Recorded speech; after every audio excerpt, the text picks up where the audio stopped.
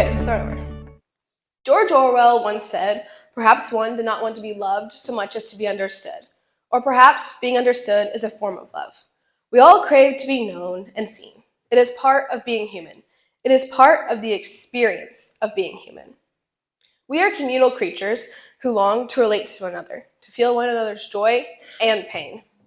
Connection through empathy is to humans as O is to H2. We yearn for understanding as we thirst for water or hunger for food. Life circumstances and experiences can either create a link of empathy between people or create a barrier. Cancer is a barrier. It is an isolating experience. That word, cancer, tints every interaction, every conversation, and every relationship. Explanations for words like chemotherapy, radiation, and metastatic build a barrier brick by heavy brick in between you and the world. When you deal with cancer in your life, people lose the ability to empathize with you. Everything is affected by this disease. Even in the simplest, most ordinary tasks, cancer plays a role in how you perform them. I'm extremely glad everyone cannot empathize with me because of this experience. However, the lack of understanding can be lonely at times. It is heavy on your shoulders. I have been carrying this weight long enough that sometimes I forget it's there. But then someone asks how someone could possibly be radioactive, or I have to explain what metastasizing even means.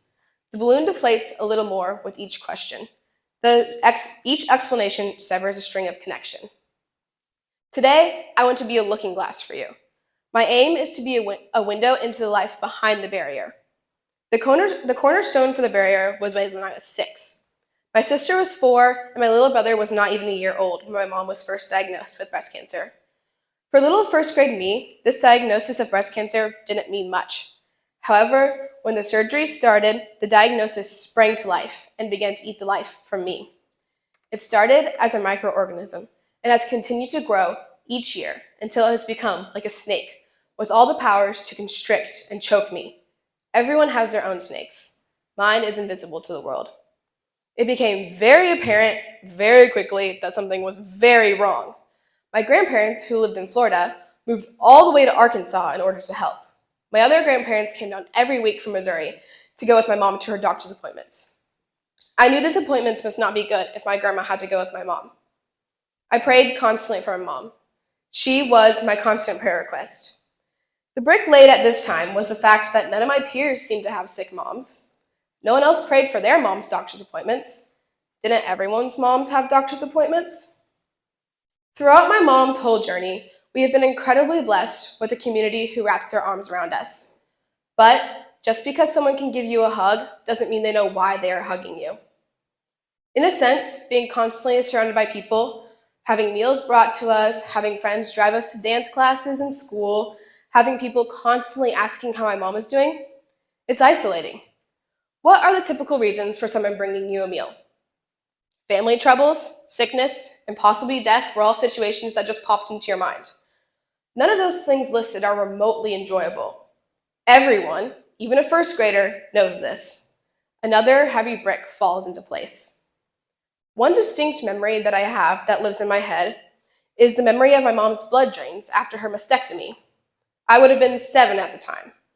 My mom, with the help of Grandma, would drain her blood and measure it. I remember watching from the cold bathroom floor.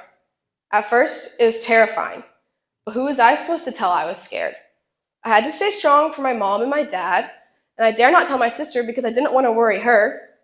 And how could I tell a friend or a teacher? How would they understand? They couldn't. So I didn't tell anyone.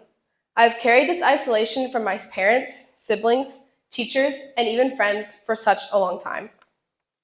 As I have grown up, sharing these kind of experiences and memories has not become any easier.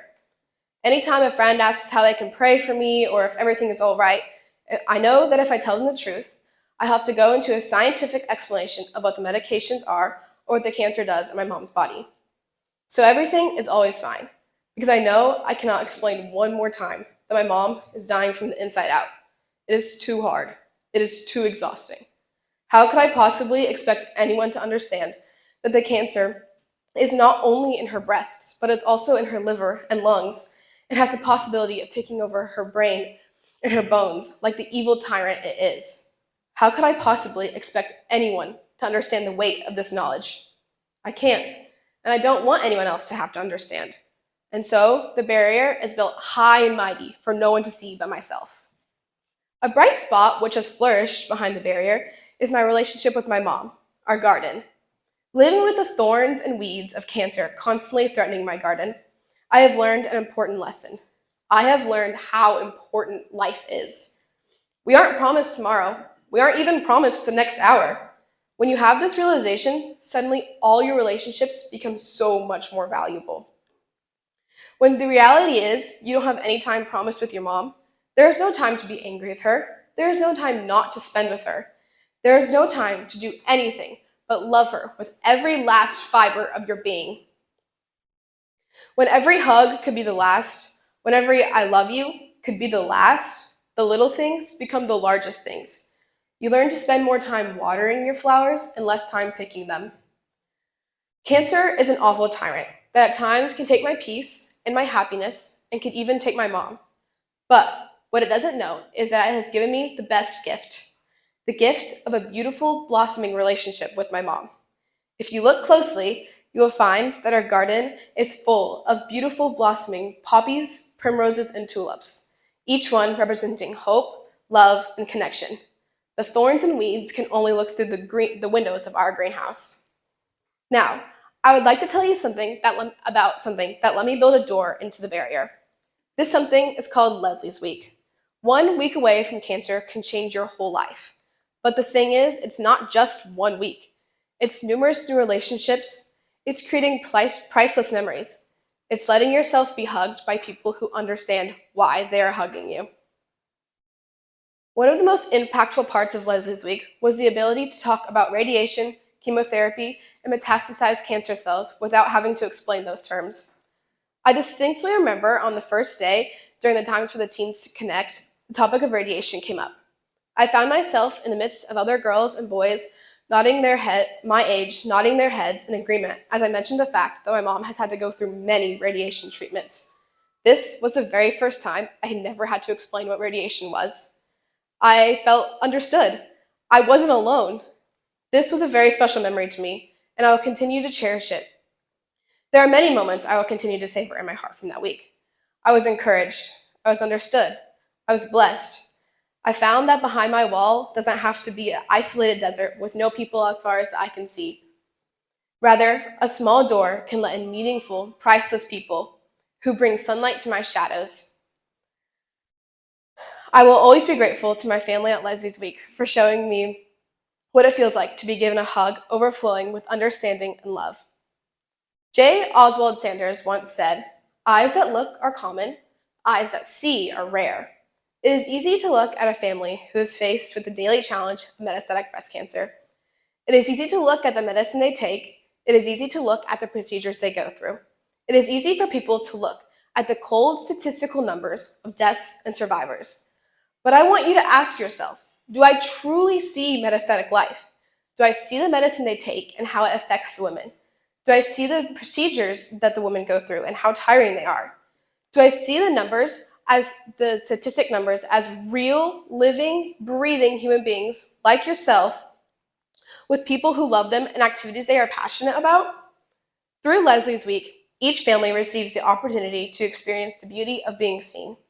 The week away from cancer allows the whole family to be with people who sincerely understand the struggles of living with and fighting this disease.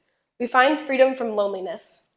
Friendships are forged from true understanding, memories are created through extraordinary experiences, and legacies are built on the strong foundation of being seen. I want to leave you with a challenge today. How will you see these families? How will you tear down the barrier? Thank you.